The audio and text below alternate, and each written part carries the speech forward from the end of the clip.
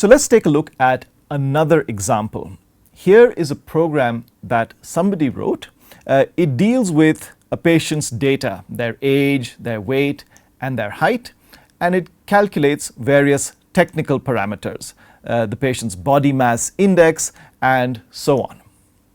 Now, it turns out that this program is incorrect.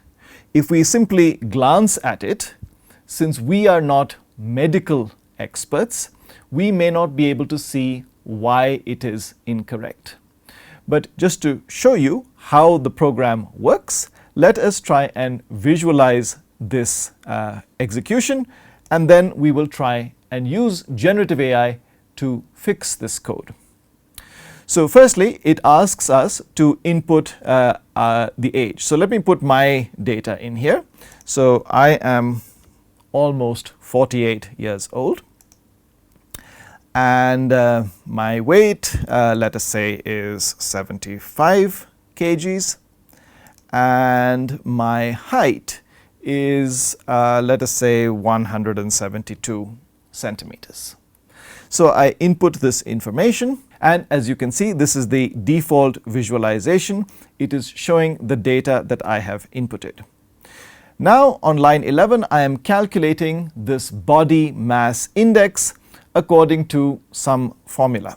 So this produces some value, and then we calculate the basal metabolic rate according to some other formula.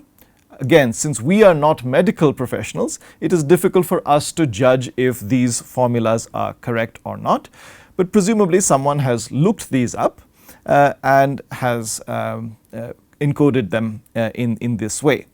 And then we calculate this ideal body weight, and then we print all these things out. So finally, all these values will get printed out, the body mass index, the basal metabolic rate, and the ideal body weight. Now, these numbers, if we are not trained, may not look surprising to us. In fact, they are very, very surprising. So here on Wikipedia, if we look up, for example, body mass index, we will find that a body mass index that our Python program is showing us of 1.78 is essentially impossible. A body mass index of less than 16 is severely underweight, and I hope I am not severely underweight. So something is clearly wrong with this code.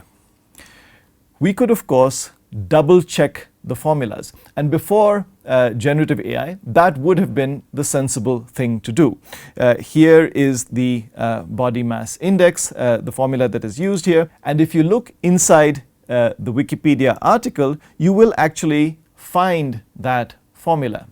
But if you look at this formula carefully, you will see that this formula is for mass in pounds and height in inches. That is when we multiply with this factor 703. So whoever wrote this code may have assumed that the height is going to be given in inches and the weight is going to be given in pounds.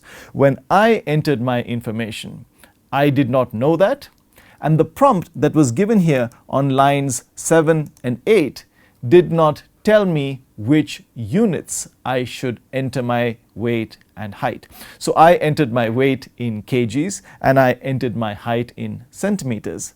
And then for those units, of course, this formula is incorrect. If I have weight in kgs and height in meters, then I don't have to multiply with this scaling factor. So let us see if generative AI, specifically ChatGPT, can fix this buggy code.